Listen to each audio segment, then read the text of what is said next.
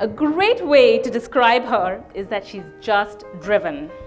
She started her law firm in '99 with a home office, a whole lot of courage, and not much in the bank. Today, her firm, K Law, has offices with enviable addresses in 4 cities across the country and over 70 lawyers who call her boss. Ladies, please welcome Naina Krishna Murthy.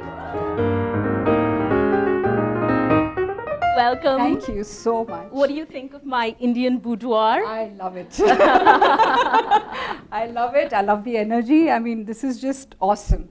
Actually, I wanted to start with a Sheryl Sandberg quote.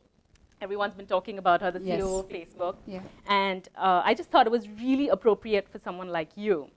So she says, I want every little girl who someone says they're bossy to be told instead, you have leadership skills. I think so have I put the nail on the head? Yeah, I think I've never been accused of being submissive or right. Great way to put it. I like that.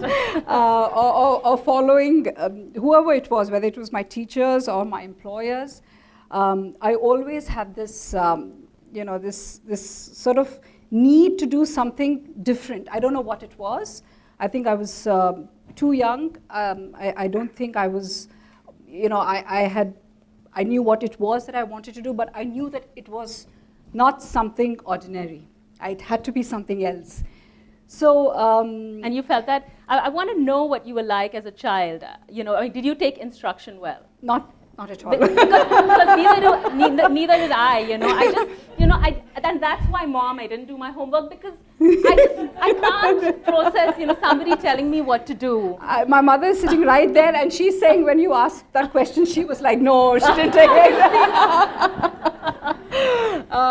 But it's great to see that it's paying off so well right now. At some point, I think in my evaluations as an employee, I must have scored really badly.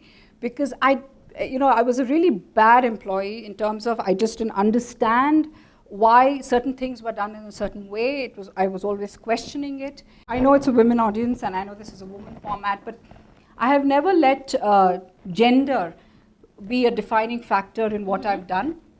I work in the, I practice law in an area which is completely, even today, male dominated. And, but I've never felt or I've never let myself feel that I'm in the minority, that I'm going out there and my God, there are only these men and I have to compete. It has never been an issue. It's never been an issue with me. I've never made it an issue. And as a result, nobody has made it an issue with me. Absolutely. So yeah. I have always walked in as a professional and equivalent first, to, right? Yeah, first. Absolutely. Yeah, absolutely. and There's no woman lawyer. It's just a lawyer. I'm here. I want your account and I'm going to do the damn best thing that I can to sort of deliver. Right. But it has never been about, I'm a woman lawyer, so give me some concession, give me some favors. Right. It has never been about that. Right. So and maybe that's one of the I think that works. I think we make too much about gender discrimination.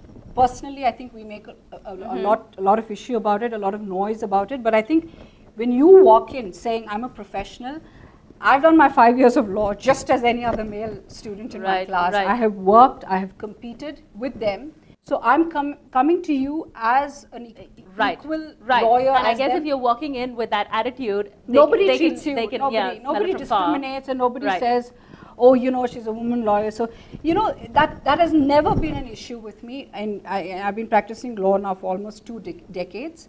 Doesn't show. What did you start when you were 3?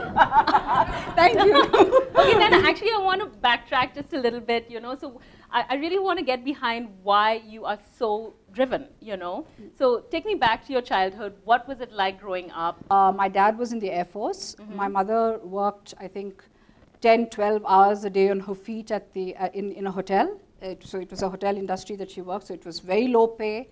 Low gratitude and long hours. It was pretty much my brother and I, and even at that age, I still remember, Namu, it was, I would get all the neighborhood children together and we would start this, drama and play companies. Because we didn't really have, we had only Doordarshan. And so we were really, our generation was really creative. I used to do that too. Thank God I'm speaking to someone from my generation. Because I speak to any of my lawyers and they're all from a different generation.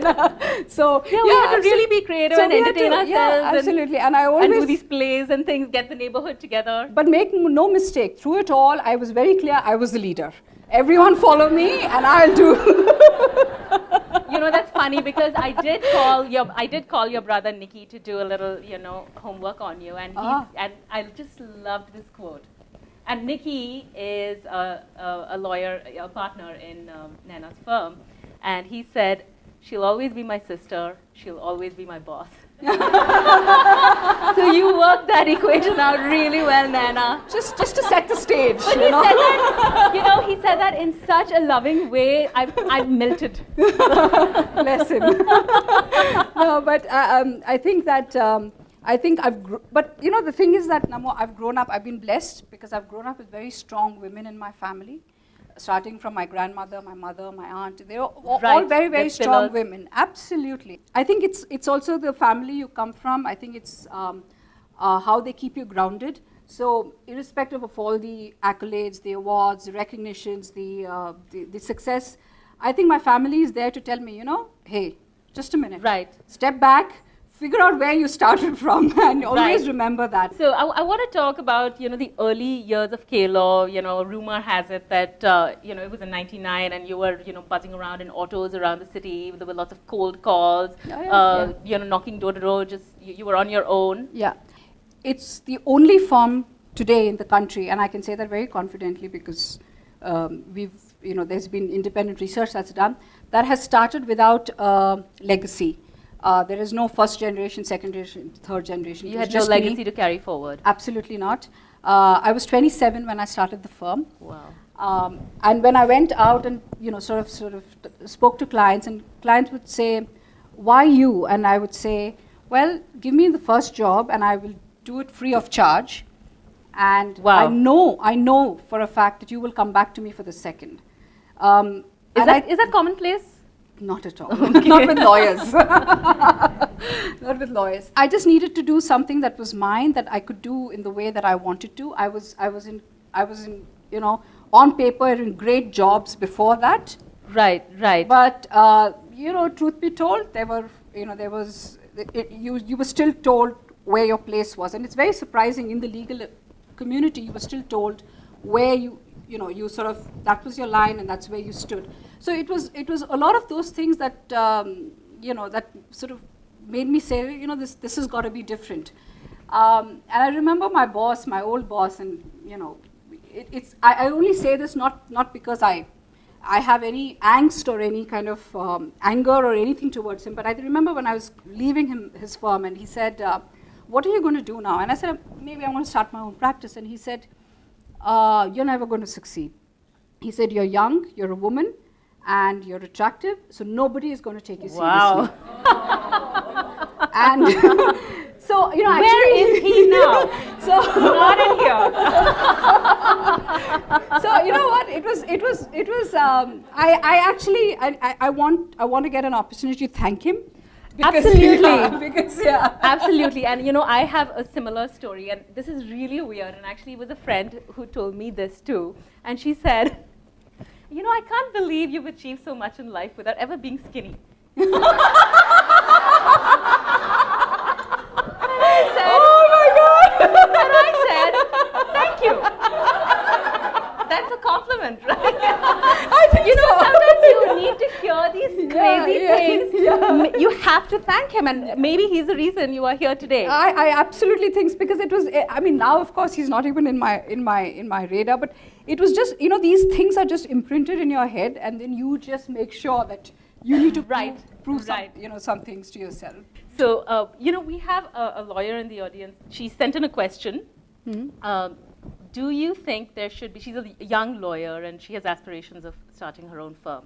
So her question is, do you think there should be different yardsticks at the workplace for men and women because women have to deal with responsibilities like childbirth?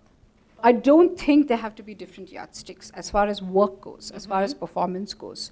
There can be, yes, there can be concessions when a woman goes, when she wants Maternity to have a leave, yes. child and she wants to, and you want to make sure that, that nothing gets affected, her position, her salary, Right. those things don't get affected.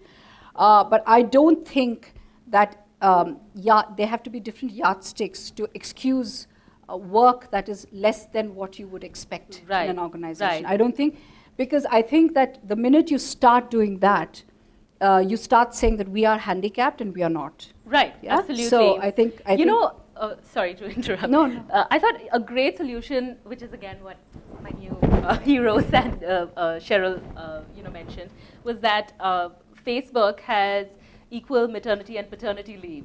So by doing that, you're saying, the mom and dad are equal. So we'll give you, so we expect the same work out of you, and we will give you the same amount of. And we are always accused of every other day, every other month, saying, oh, there's PMS, so she's in a bad mood. Oh my God! But what about the men? I mean, they are as sulky, okay, as moody. I mean, what about that? Then there's no justification for that. I'm just he's just a man.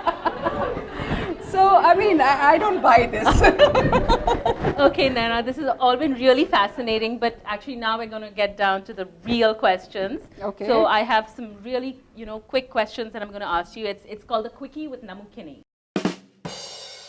When's the last time you did the dishes? 2 days ago. How often do you call mom? Every day. What's your favorite comfort food? Pasta. A CEO you idolize? Kali Fiona. Okay. Champagne or Scotch on the rocks? Champagne. Foie gras or Thai shadam? Foie gras. Boot camp or yoga? Yoga. Okay, now, do judges wear white wigs and do lawyers call them yaranar? Like in the movies? No, they don't. Absolutely not. Okay, that's it, everybody. Naina Krishna Murthy.